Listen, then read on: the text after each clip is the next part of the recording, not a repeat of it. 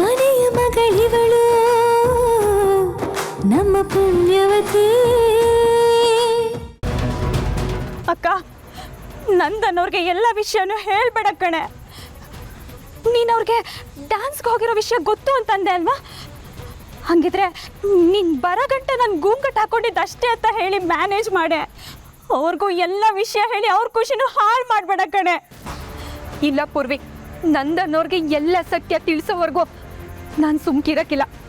ಅವ್ರನ್ನ ಗೊಂದರದಲ್ಲಿ ಸಿಲ್ಸೋಕ್ಕೆ ನನಗೂ ಇಷ್ಟ ಇಲ್ಲ ಕಣೆ. ನಂದನ್ನವ್ರಿಗೆ ನಾವಿಬ್ರು ಎಲ್ಲ ಸತ್ಯನೂ ಹೇಳೋಣ. ನಂದನ್ನವ್ರ ಸತ್ಯ ಹೇಳೋಕ್ಕೂ ಮುಂಚೆ ನಾನು ನೀನು ಒಂದು ನಿರ್ಧಾರ ತಗೋಬೇಕು ಪೂರ್ವಿ. ಇನ್ನು ಏನಕ್ಕ ನಿರ್ಧಾರ ಹತ್ತಿದ್ಯಾ? ನಾನು ಹಿಂಗೆ ಅವತ್ತೇ ಹೇಳಲಿಲ್ವಾ? ನಂದನ್ನವರು ನಿನ್ನ ಸ್ವಂತ, ಅವ್ರು ಹುಟ್ಟಿರೋದೇ ನಿನಗೋಸ್ಕರ. ನೀನು ನಂದನ್ನವ್ರ ಜೊತೆಲಿ ಬಾಳೋದೇ ನ್ಯಾಯ. ಇದರಲ್ಲಿ ಎರಡನೇ ಯೋಚನೆನೇ ಬೇಡ. ಇದು ನ್ಯಾಯ ಅಲ್ಲ ಕಣೆ, ನಿನಗಾಗ್ತಿರೋ ಅನ್ಯಾಯ. ಅಕ್ಕ, ನಿನಗೆ ಯಾಕೆ ಅರ್ಥ ಆಗ್ತಿಲ್ಲ?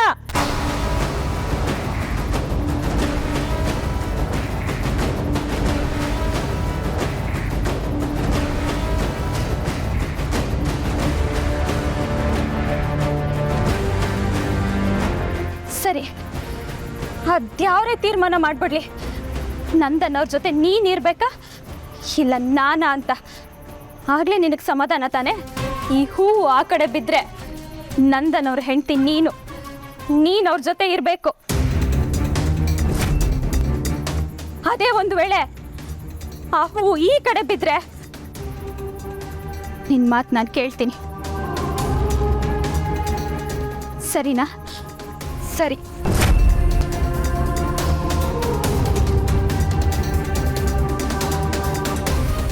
ಯಾವ್ರೆ, ಈ ಹೂವು ಪೂರ್ವಿ ಕಡೆನೇ ಬೀಳಪ್ಪ. ಯಾವ್ರೆ, ಅಪ್ಪಿ ತಪ್ಪಿನೂ ಹೂವನ್ನ ನನ್ನ ಕಡೆ ಬೀಳಿಸ್ಬೇಡ. ಅಕ್ಕನೇ ನಂದನ್ನವ್ರ ನಿಜವಾದ ಹೆಂಡತಿ. ನಿನ್ನ ನಿರ್ಧಾರನೂ ಅದೇ ಅಂತ ನನಗೆ ಗೊತ್ತು. ಅದನ್ನ ಅಕ್ಕನಿಗೆ ಮನವರಿಕೆ ಮಾಡಿಸೋದು ಯಾವ್ರೆ.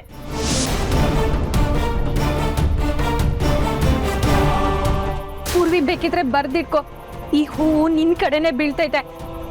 ಸಾಧ್ಯನೇ ಇಲ್ಲ ಅಕ್ಕ. ನೀನು ನಂದನ್ನವ್ರನ್ನ ಪ್ರೀತಿ ಮಾಡ್ತಾ ಇರೋದೇ ನಿಜ ಆದರೆ, ನಂದನ್ನವ್ರಿಗೆ ನಿನ್ನ ಮೇಲಿರೋ ಪ್ರೀತಿನೇ ನಿಜ ಆಗಿದ್ರೆ ಆ ಹೂವು ನಿನ್ನ ಕಡೆನೇ ಬೀಳ್ತೈತೆ. ನೀವಿಬ್ರು ಏನು ಆಟ ಆಡ್ತಾ ಇದ್ದೀರಾ?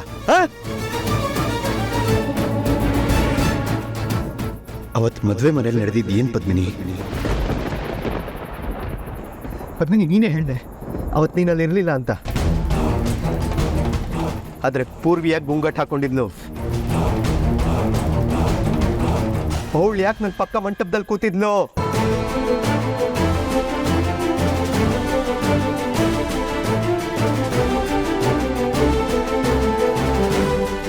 ಪದ್ಮಿನಿ ಪದ್ಮಿನಿ ಪದ್ಮಿನಿ ನಿಜ ಹೇಳಿ ಪದ್ಮಿನಿ, ಅವತ್ತು ನಿನ್ನ ಮುಹೂರ್ತಕ್ಕೆ ಮುಂಚೆ ಬಂದೆ ತಾನೆ? ನಾನು ತಾಳಿ ಕಟ್ಟಿದ್ದು ನಿಂಗೆ ತಾನೆ? ನಿಂಗೆ ಅಲ್ವಾ? ನಿಜ ಹೇಳಿ ಪದ್ಮಿನಿ, ನಿಜ ಹೇಳು ಪದ್ಮಿನಿ, ನಿಜ ಹೇಳು. ನಿನ್ನ ಕೇಳ್ತಾ ಇರೋದು, ಇಬ್ಬರಲ್ಲೊಬ್ರು ಹೇಳಿ, ನಾನು ತಾಳಿ ಕಟ್ಟಿದ್ದು ಯಾರಿಗೆ? ಪದ್ಮಿನಿಗ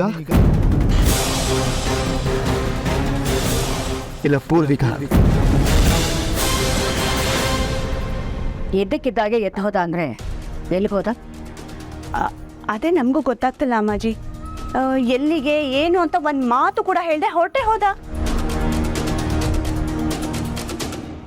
ಅವ್ನು ಬೆಳಗ್ಗೆಯಿಂದ ಏನೋ ಡಿಸ್ಟರ್ಬ್ ಆಗಿದ್ದಾನೆ ಅಮ್ಮಾಜಿ.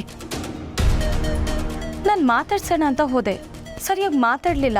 ಆಮೇಲೆ ಏನೋ ಕೇಳೋಣ ಅಂತ ಹೋದೆ, ಅದಕ್ಕೆ ನಾನು ಟೆನ್ಷನ್ನಲ್ಲಿದ್ದೀನಿ ಅಂತ ಹೇಳ್ದ. ನನಗೇನು ಅರ್ಥನೇ ಆಗ್ತಿಲ್ಲ. ಅದಕ್ಕೆ ಯಾಕೆ ಅಷ್ಟೊಂದು ಯೋಚನೆ ಮಾಡ್ತಾ ಇದೆಯಾ? ಏನೋ ಕೆಲಸ ಇರುತ್ತೆ, ಹೋಗಿರ್ತಾನೆ ಅಷ್ಟೇ. ಅಷ್ಟೇ ಆಗಿದ್ರೆ ಸಮಾಧಾನ ಅಮ್ಮಾಜಿ. ಬೇರೆ ಏನಾದರೂ ಆದರೆ ಮಾತ್ರ. ಬೇರೆ ಏನಾದರೂ ಅಂದರೆ ಏನು ನಿನ್ನ ಮಾತಿನ ಅರ್ಥ? ಹಾಗಲ್ಲ ಅಮ್ಮಾಜಿ, ನಂದನ್ಗೆ ಅದು ಏನು ಸಮಸ್ಯೆ ಇತ್ತು? ಚಜ್ಜಲ, ಏನು ಹೇಳಬೇಕು ಅಂತಿದೆಯೋ ನೇರವಾಗಿ ಹೇಳಿ. ಅಮ್ಮಾಜಿ, ನಂದನ್ನು ಮದುವೆ ವಿಡಿಯೋ ನೋಡ್ತಿದ್ದ. ವಿಡಿಯೋಲಿ ಪದ್ಮಿನಿ ನೋಡಿದ ತಕ್ಷಣ ತುಂಬ ಡಿಸ್ಟರ್ಬ್ ಆಗಿ ಎದ್ದೊಟ್ಟೋದ.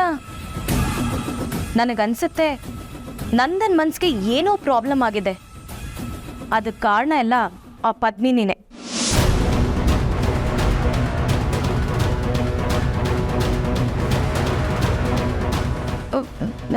ಅಯ್ಯಯ್ಯೋ, ನೀವು ಕೋಪ ಮಾಡ್ಕೋಬೇಡಿ. ನಾನು ಹೇಳ್ತಿರೋದ್ರ ಬಗ್ಗೆ ಸ್ವಲ್ಪ ಯೋಚನೆ ಮಾಡಿ ಅಮ್ಮಾಜಿ.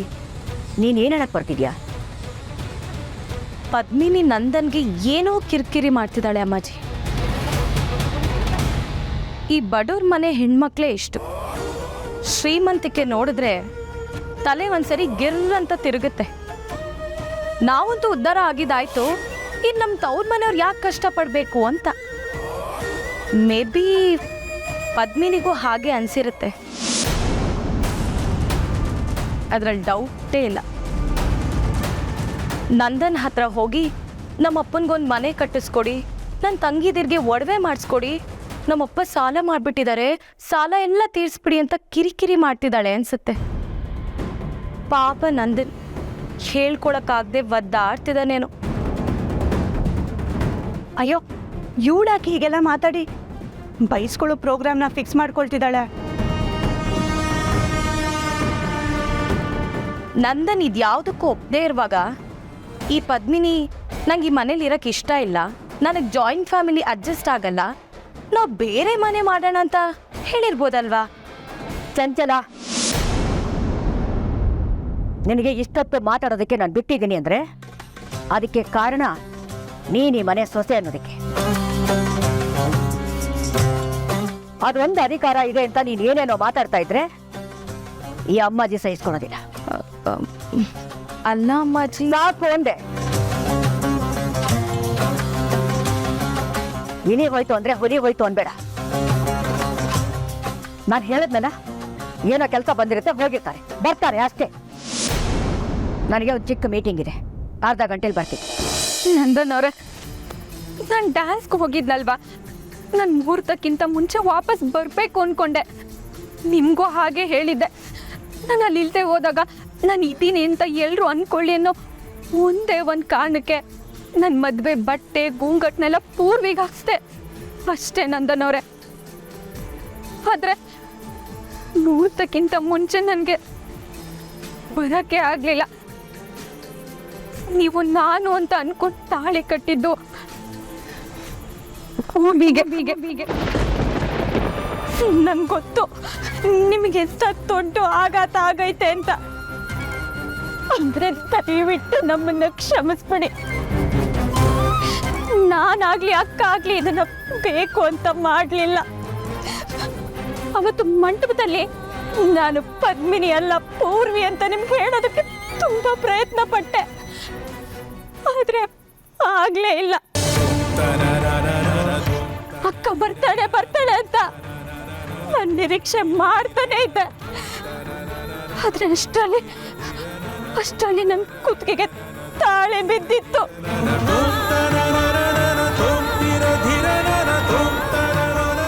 ನನ್ನ ಪ್ರಶ್ನೆ ನಿನಗಲ್ಲ ಪೂರ್ವಿ,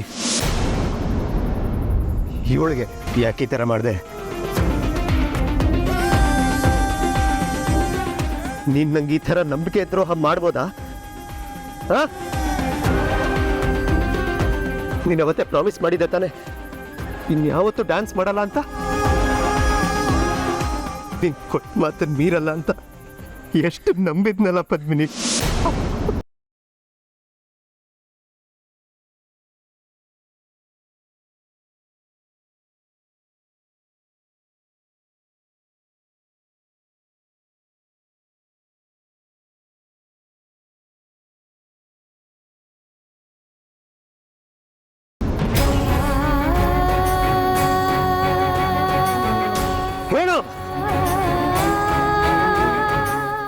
ಏನ್ ನಂದನವ್ರು ಹಿಂಗೆ ಹೇಳ್ತಿದ್ದೀರಾ?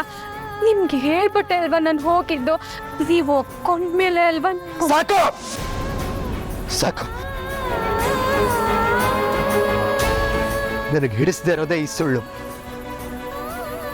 ಈಗ ನೀನು ಬಚಾವ್ ಮಾಡ್ಕೋಬೇಕು ಅಂತ ಸುಳ್ಳು ಹೇಳಕ್ ಬರ್ಬೇಡ.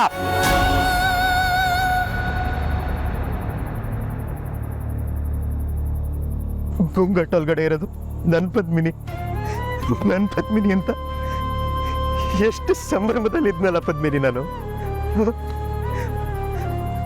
ನಾವಿಬ್ರು ಯಾವತ್ತೂ ಬೇರೆ ಆಗ್ಬಾರ್ದು ಅಂತ ಆ ದೇವರಲ್ಲಿ ಬೇಡ್ಕೊಂಡು ಇದೇ ಕೈಯಿಂದ ತಾಳಿನ ಕುತ್ತಿಗೆಗೆ ಹಾಕಿದೆ.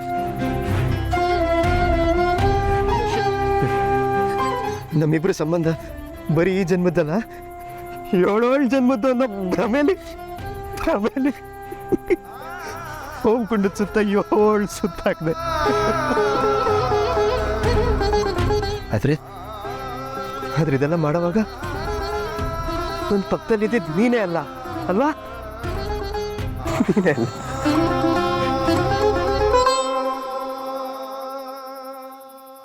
ನೀನೇ ನನ್ನ ಹೆಂಡತಿ ಅಂತ ಚಿಕ್ಕ ಮಗು ಥರ ಖುಷಿ ಪಡ್ತಿದ್ದಲ್ಲ ಪದ್ಮಿನಿ ನಾನು.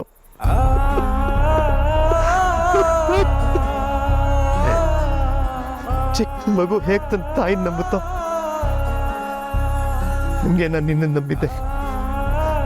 ಆದ್ರೆ ನೀನು ನಂಗೆ ಮೋಸ ಮಾಡಿಬಿಟ್ಟೆ ಪದ್ಮಿನಿ. ಮೋಸ ಹೋಗ್ಬಿಟ್ಟೆ.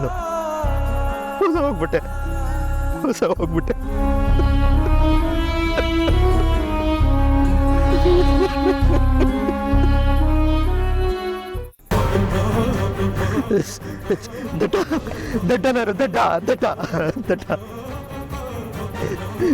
ಜಗತ್ತಲ್ಲಿ ನನ್ನಂತ ಬುಟ್ಟಾಣನು ಇರ್ತಾರ ಪದ್ಮಿನಿ. ಯಾರಿಗೆ ತಾಳಿ ಕಟ್ಟಿದ್ದೀನಿ ಅಂತಾನೆ ಗೊತ್ತಿಲ್ದಿರೋ ಮುಟ್ಟಾಳ ನಾನು.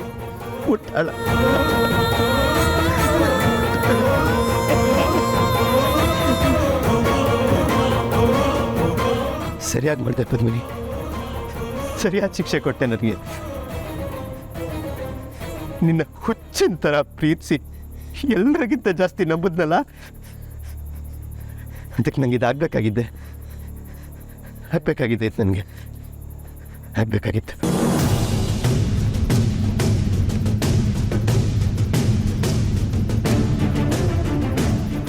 ನನ್ನವರೇ ಪ್ಲೀಸ್ ಹಂಗೆಲ್ಲ ಹೇಳ್ಬೇಡಿ. ನಾನು ನಿಮ್ಗೆ ಮೋಸ ಮಾಡಿಲ್ಲ. ನಾನೊಂದು ಅನಿವಾರ್ಯ ಪರಿಸ್ಥಿತಿಲಿ ಡ್ಯಾನ್ಸ್ಗೆ ಹೋಗಬೇಕಾಗಿತ್ತು. ಹಂಗಂತ ನಾನು ಹಂಗೆ ಹೋಗಿಲ್ಲ. ನಾನು ಹೋಗುವಾಗ ನಿಮಗೆ ಪತ್ರ ಇನ್ನೊಂದ್ಸಲ ಡ್ಯಾನ್ಸ್ ಅನ್ನೋ ಪದ ಕೇಳಿದ್ರೆ ನಾನು ಏನು ಮಾಡ್ತೀನೋ ನನಗೆ ಗೊತ್ತಿಲ್ಲ.